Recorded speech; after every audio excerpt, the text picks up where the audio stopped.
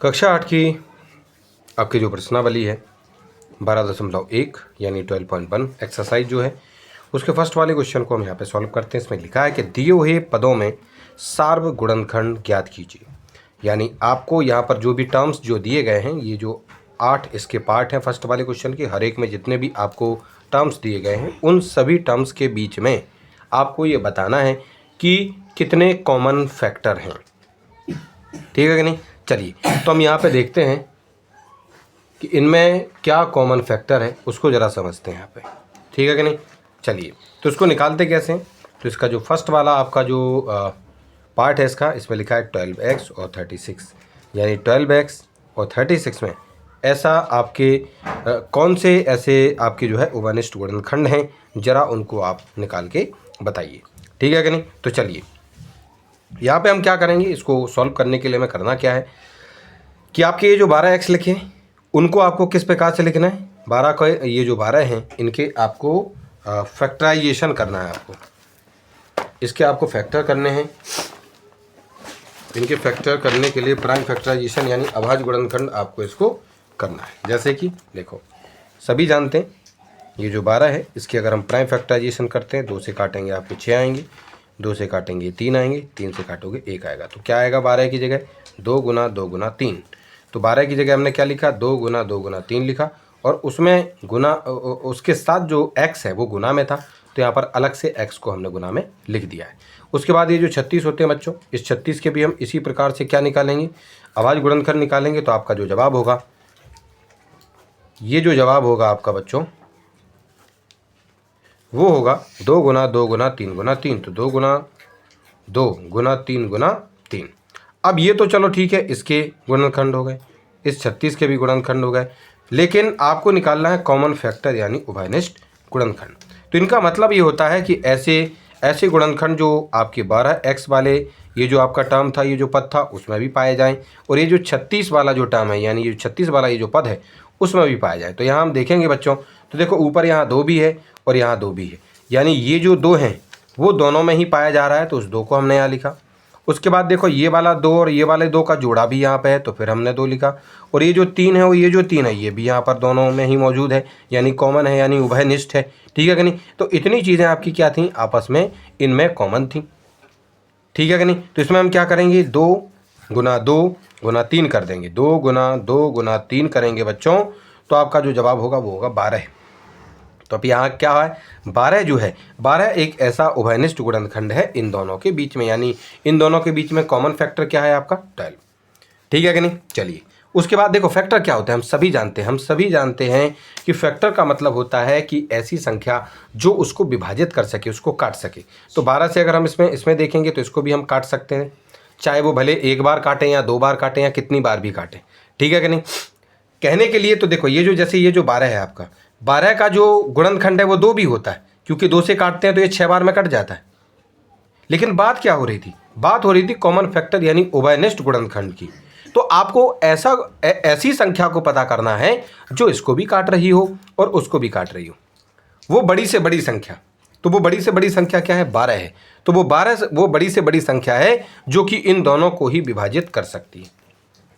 ठीक है कि नहीं? चलिए उसके बाद इसका जो सेकंड पार्ट है, सेकंड पार्ट में कहा गया कि 2/, और ये जो 22/, इन दोनों के बीच भी आपको बताना है कि इनके बीच में कॉमन फैक्टर यानी उभयनिष्ठ गुणनखंड कौन है, सबसे बड़ी जो है संख्या कौन सी है जो इन दोनों में ही दोनों को ही विभाजित कर रही है। तो उसी को हम क्या बोलेंगे, उभयनिष्ठ गुणनखंड।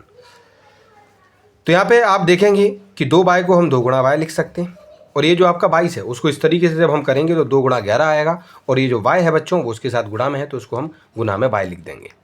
ठीक है? अब हम देखेंगे कि यहाँ पर 2 है और यहाँ पर भी 2 है, तो 2 भी इन दोनों के बीच में आपका जो है उभयनिष्ठ है, यानी आपका जो है कॉमन गुणनखंड है। और यहाँ पर y है और यहाँ पर भी y है, तो y भी इन दोनों के बीच में क्या है, आपका जो है उभयनिष्ठ गुणनखंड है, यानी कि कॉमन फैक्टर है। 11 यहाँ है लेकिन ऊपर नहीं है, इसलिए ये आपका जो है उभयनिष्ठ गुणनखंड यानी कॉमन फैक्टर नहीं होगा इन दोनों के बीच में। केवल 2 और ये जो y है, 2 और y ही आपस में क्या है, उभयनिष्ठ गुणनखंड है। तो इनको क्या करेंगे, 2 और y को आपस में गुणा कर देंगे, तो 2y आपका जवाब होगा, और यही हमारा क्या हो जाएगा, उभयनिष्ठ गुणनखंड निकल के आ जाएगा। उसी प्रकार से छात्रों ये जो आपका 14 PQ है यानी 14 PQ जो है और जो 28 P² है, इन दोनों के बीच भी आपको एक उभयनिष्ठ गुणनखंड यानी कि आपको उभयनिष्ठ गुणनखंड यानी कॉमन फैक्टर आपको प्राप्त करना है। तो हम क्या करेंगे, ये जो 14 हैं बच्चों उनको इस तरीके से करेंगे तो 2 गुना 7 होगा। P और Q भी है तो उनको भी आपस में गुणा में हम यहाँ पर लिख देंगे। उसके बाद ये जो 28 है, 28 को इस तरीके से करेंगे बच्चों तो 2 गुना 7 इसका जवाब होगा। और गुना में यहाँ देखिए छात्रों अब P² है यानी P पे घात 2 है तो उसको गुणा में 2 बार लिखना होगा, P गुणा P। और ये Q पर भी घात 2 है तो हमें Q को भी 2 बार Q गुणा Q लिखना है। ठीक है कि नहीं। चलिए अब देखते हैं छात्रों, तो यहाँ देखेंगे Q और Q है, सॉरी 2 और 2 आपके दोनों में ही मौजूद हैं। तो ये जो 2 है वो इन दोनों के बीच में उभयनिष्ठ गुणनखंड यानी कॉमन फैक्टर होगा। उसके बाद देखिएगा ये जो 7 है, ये जो 7 है, ये 7 भी है इनके बीच में तो 7 भी लिखा हमने कॉमन। P यहाँ पर भी है, ये भी है, यहाँ पर भी P है तो P को भी लिखा। ठीक है, ये P और P। उसके बाद ये P तो है लेकिन इसका जोड़ा नहीं बन रहा है, आप चाहे तो इनके जोड़े बना बना के भी लिख सकते हैं। कैसे, देखो मैं एक बार आपको इसमें समझा देता हूँ। जैसे यहाँ लिखा 2 गुना 7 गुना P गुना Q, और इसका क्या है 2 गुना 7 गुना P गुना Q गुना Q। अब जिसके जोड़े बनेंगे, देखो ये 2 का जोड़ा बना, ये 2 का जोड़ा बना तो देखो हमने 2 को लिख लिया। उसके बाद यहाँ पर देखेंगे आप फिर से 7 का जोड़ा बन गया तो 7 को भी लिखा। यहाँ पे देखेंगे P का जोड़ा बन गया तो P को भी लिखा, और Q का भी जोड़ा बन गया तो हमने Q भी लिख दिया। तो यहाँ पे किन किन चीज़ों को हमने 2 गुना 7 गुना P गुना Q, ये इतने क्या थे आपस में छात्रों, ये क्या थे आपके कॉमन थे, तो इनको गुना करेंगे तो यहाँ जवाब होगा 14 PQ। तो ये 14 PQ है वो आपका क्या है, इन दोनों के बीच में हम कह सकते हैं कि आपका कॉमन फैक्टर यानी उभयनिष्ठ गुणनखंड है। ठीक है कि नहीं। चलिए उसके बाद छात्रों अब आपको 3 पद दिए जा रहे हैं।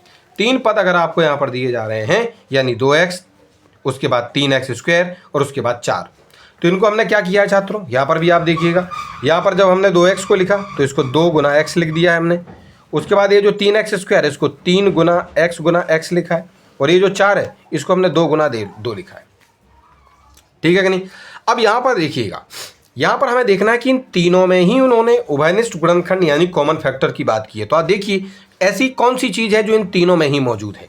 देखो यहाँ 2 है, यहाँ पर भी 2 है, लेकिन यहाँ कहीं पर भी 2 नहीं, इसलिए 2 इन तीनों में ही उभयनिष्ठ यानी कॉमन नहीं हो सकता, नहीं लिखेंगे।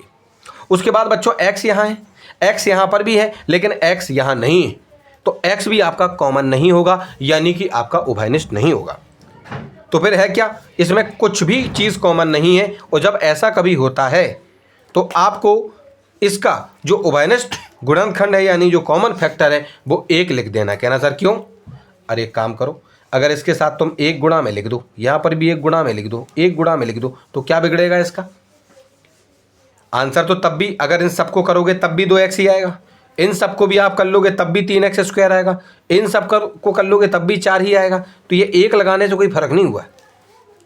लेकिन हाँ, इसमें ये चीज़ है कि आपका ये जो x है, माफ़ कीजिएगा x नहीं, ये जो 1 है वो इन तीनों में ही हमें प्राप्त हो चुका है। तो कहने का मतलब ये है कि जब कभी आपको ऐसा लगे कि आपको उभयनिष्ठ गुणनखंड निकालने के लिए बोला गया है, कॉमन फैक्टर निकालने के लिए कहा गया और वहाँ कुछ ना मिले, तो 1 वहाँ पर हमारा उभयनिष्ठ गुणनखंड यानी कि कॉमन फैक्टर हो सकता है।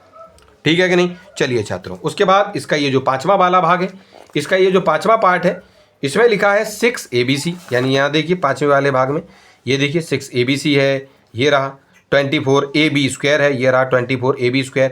उसके बाद ये जो 12 A² भी है। इन तीनों में ही आपको देखना है कि कौन से गुणनखंड इसमें कॉमन है, यानी कॉमन फैक्टर यानी उभयनिष्ठ गुणनखंड आपको यहाँ पर निकालना है। ठीक है कि नहीं। चलिए तो हम यहाँ क्या करेंगे, ये जो 6 ABC है इसको हमने देखो इस तरीके से, अब यहाँ हम काटा पीटी नहीं कर रहे हैं ना ही जोड़े बना रहे हैं, हम यहाँ पर आपको समझा रहे हैं इसके बारे में। ठीक है कि नहीं। अच्छा यहाँ गुना लगाना है, गुना लगाने के बाद यहाँ C लिखेंगे बच्चों। ये आपके 6 ABC के लिए हो गया। ये जो 24 AB² है, तो 24 को जब आप इस तरीके से करेंगे गुणनखंड तो आपका जो जवाब होगा वो बच्चों कितना होगा, 2 गुना 2 गुना 2 गुना 3 गुना A Guna B Guna B। और उसके बाद ये जो 12 A² भी है, तो इसको जब आप करेंगे तो 2 गुना 3 और गुना में A गुना B। कहना सर A गुना A क्यों, अरे A² है तो 2 बार तो आप लोग को लिखना ही होगा, जैसे हमने यहाँ पे B² था तो 2 बार B को गुना में लिखा था। ठीक है कि नहीं। चलिए उसके बाद बच्चों हम इसमें ढूंढते हैं जी कॉमन। चलो तो कॉमन जब हम ढूंढेंगे तो देखिए ये जो 2 है ये तीनों में ही मौजूद है, तो मैंने देखो 2 को लिख लिया। उसके बाद यहाँ से देखो ये रहा 3 और ये रहा 3, इसमें भी है, इसमें भी है और इसमें भी है, तो ये जो 3 है वो भी आपका कॉमन है। उसके बाद देखो यहाँ ए है, यहाँ पर भी ए है और यहाँ पर भी ए है, तो ये ए है वो भी कॉमन हो गया। उसके बाद बी देखो, यहाँ पर भी बी है, यहाँ पर भी बी है और यहाँ पर भी बी है, तो तीनों में ही बी है। बाकी और चीज़ें भी हैं लेकिन कॉमन नहीं है। कॉमन का मतलब तीनों में ही मौजूद नहीं है वो चीज़ जिसका जोड़ा बन सके, पेयर बन सके, ठीक है कि नहीं। तो हमने क्या लिखा, इतनी चीज़ों को लिख लिया, आपस में इनको हम गुना कर देंगे। 2 का गुना 3 में करेंगे 6, 6 ए भी आपका यहाँ पर जवाब हो जाएगा, ठीक है जी। तो इस तरीके से आपने इसमें 5वें वाला ये जो आपका भाग था, 5वां वाला जो पार्ट था छात्रों, उसमें जो हमारा उभयनिष्ठ गुणनखंड है यानी कि कॉमन फैक्टर है उसको हमने यहाँ पर प्राप्त कर लिया है। उसके बाद ये जो आपका 6वां वाला पार्ट है इसको थोड़ा सा ध्यान से समझिएगा। देखिए यहाँ पर हम देखते हैं 16x की पावर 3 है, तो इसको हम कैसे लिखेंगे। 16 के जब हम इस तरीके से गुणनखंड करेंगे बच्चों तो 2 गुना 2 गुना 2 गुना 2 आएगा। चलो इसको हम लिखते हैं, यहाँ पर क्या क्या लिखेंगे, चलो यहाँ लिखते हैं, आपका अलग से है ये, तो ये है 2 गुना 2 गुना 2 गुना 2, ये 16 का। अच्छा x की पावर 3 है बच्चों, तो x गुना x आपको लिखना होगा बच्चों, तो इसको हमने देखो 3 बार लिख दिया यहाँ पर। अच्छा ये अब देखो अहम चीज़ है, यहाँ जब कभी भी आपको ऐसा माइनस मिले तो आप ऐसे मत लिख देना कि -2 गुना -2, कहना जब ये तो 4 होता है, अरे प्लस के 4 हो जाएंगे। आपको केवल करना क्या है, ये जो माइनस है इस माइनस की जगह पर आपको -1 लिख लेना है। अलग से इसको केवल माइनस हटा के आपको इसके स्थान पर -1 लिख लेना है और फिर इस माइनस को भूल जाओ। क्या दिख रहा है आपको छात्रों, आपको 4 दिख रहा है। ये माइनस वाला जो कॉमन है वो बहुत ज़्यादा कन्फ्यूजन करता है, इसलिए ध्यान से इसको करना है आपको, इस चीज़ का ध्यान रखना है आपको। तो यहाँ पर हमने 4 की जगह क्या लिखा बच्चों, 2 गुना 2 लिखा, और गुणा में ये जो x² है वो 2 बार था तो हमने x गुना x लिख लिया है। तो यहाँ पर हम क्या लिखेंगे बच्चों, -1 गुना 2 गुना 2 गुना x हो जाएगा आपका। उसके बाद बच्चों ये जो आपका 32x है, तो ये जो 32 है यानी 32 है, इसका जब हम इस तरीके से फैक्टराइजेशन करेंगे बच्चों तो 2 गुना 2 गुना 2 गुना 2 5 बार है, चलो ये 2 एक और यहाँ पे अकेला x। अब इसमें अगर हम देखते हैं बच्चों तो देखो -1 केवल यहाँ है, यहाँ कहीं नहीं है, तो -1 तो आपका कॉमन नहीं होगा। जबकि ये देखिए 2 और ये जो 2 है इनका जोड़ा बना बच्चों, इनका जोड़ा बना, तो देखो हमने उसको यहाँ पे लिख लिया। फिर से इस वाले 2 और इस वाले 2 यानी इन तीनों में ही ये 2 2 2 फिर से मौजूद हैं, तो 2 लिखा। उसके बाद ये जो 2 है इसमें तो है लेकिन इसमें कहीं भी नहीं, तो नहीं होगा जी 2 कॉमन, 2 होगा ही नहीं। अब x को देखना है, तो यहाँ देखो ये x रहा और यहाँ पर भी आपको x मिल गया, ठीक है, तो उसको भी लिख लिया। लेकिन यहाँ x है, यहाँ x है, यहाँ नहीं है, तो अब और ज़्यादा चीज़ें इसमें कॉमन नहीं हो सकती हैं, उभयनिष्ठ नहीं हो सकती हैं छात्रों, इसलिए हमने 2 और x को इनको हमने ढूंढा है, यहाँ पर अभी देखा है कि इनके प्यास बने थे, जोड़े बने थे, तो इनको ही हमने उभयनिष्ठ लिख रखा है कि ये कॉमन है। इसमें इन तीनों को आपस में गुना कर देंगे तो 2 का गुना 2 में करेंगे बच्चों 4 आएगा, यानी 2 2 जा 4, और उसका गुना आप x के साथ करेंगे तो 4x आपको यहाँ पर जवाब मिल जाएगा। तो कहने का मतलब ये होगा छात्रों कि इसका जो उभयनिष्ठ गुणनखंड होगा यानी कि कॉमन फैक्टर होगा वो आपका प्लस का 4x होगा, ठीक है कि नहीं। चलिए इसके बाद और कितने पार्ट्स हैं इसमें, इसके टोटल 8 पार्ट हैं। अब इसका हम जो है 7वां वाला पार्ट इसमें बच्चों आपको जो है इसमें हम सॉल्व करके बताते हैं। तो यहाँ पर जो 7वां पार्ट है ये लिखा हुआ है 10pq और 20qr 20qr 30rp यानी 10pq 20qr 30rp। अब इनको हम करेंगे इसी प्रकार से ही। तो आपको सबसे पहले छात्रों क्या करना है, आपको इसमें क्या करना है बच्चों कि ये जो आपको दिख रहे हैं 10 के इस तरीके से गुणनखंड कीजिएगा तो आपको मिलेगा बच्चों क्या, 2 गुना 5 ये लिखा है, और p और q भी है उनके साथ में, तो p और q को आप गुना में लिखिएगा। उसके बाद 20qr है, तो 20qr को कैसे लिखेंगे आप, 2 गुना 5 या 2 गुना 5 गुना 2 तब भी आपका 20 ही आएगा, और गुना में q और r भी है, तो q एक बार है और r भी एक बार है, तो एक बार उनको भी गुना में लिख दिया। उसके बाद छात्रों ये जो 30 rp है यानी ये जो 30 rp है, इसको जब हम करेंगे तो 30 को जब हम इस तरीके से फैक्टराइज करेंगे, गुणनखंड करेंगे, तो 2 गुना 3 गुना 5 आएगा बच्चों, और r और p भी इसमें मौजूद है, तो r गुना हम बच्चों यहाँ पर p लिख देंगे। अब यहाँ पे देखेंगे कि क्या क्या चीज़ें हमारी कॉमन है बच्चों। तो यहाँ पे देखिएगा, देखो ये जो 2 है इसका जोड़ा हमारा बनकर तैयार हुआ, इसलिए हमने यहाँ पर 2 को भी कॉमन लिख दिया है। उसके बाद बच्चों यहाँ पर ये जो 5 है ये भी हमारा कॉमन है, तो उसको भी लिख दिया। P यहाँ है, P यहाँ है, लेकिन बच्चों इस वाले टर्म में कहीं पर भी P नहीं है, तो P हमारा कॉमन नहीं हो सकता। Q यहाँ है, Q यहाँ है, लेकिन Q यहाँ पर भी नहीं है, तो Q भी हमारा इन तीनों में आपस में कॉमन नहीं हो सकता।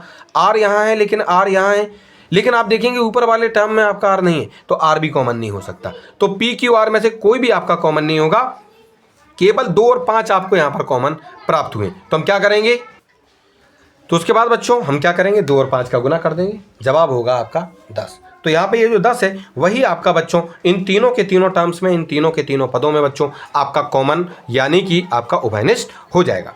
ठीक है कि नहीं। चलिए अब यहाँ पे ये जो आपका 8वां पार्ट है, अब इस 8वें पार्ट को देखते हैं। इसमें लिखा है 3x² y³ और 10x³ y² और 6x² y² z। इन तीनों में ही आपको क्या करना है, इन तीनों को आप लिखिएगा अलग अलग, ठीक है, और इनके ही हमें जो कॉमन फैक्टर हैं वो यहाँ पर हमें प्राप्त करने, ठीक है कि नहीं। तो ये जो 3x² y³ है, इसको हम छात्रों जब इस तरीके से लिखेंगे, इसको जो है एक्सपेंडेड फॉर्म में, ठीक है कि नहीं, तो क्या लिखेंगे, 3 लिखेंगे, गुना में x² है यानी x को 2 बार गुना में लिखना है, और y की पावर 3 है तो y को आपस में 3 बार आपको जो है गुना करना है, ठीक है कि नहीं। उसके बाद 10 x की पावर 3 और y² है, तो 10 को हम लिखेंगे 2 गुना 5, x की पावर 3 है तो 3 बार x आपस में गुना में, और y² है तो y को भी 2 बार गुना में आपको लिख देना है।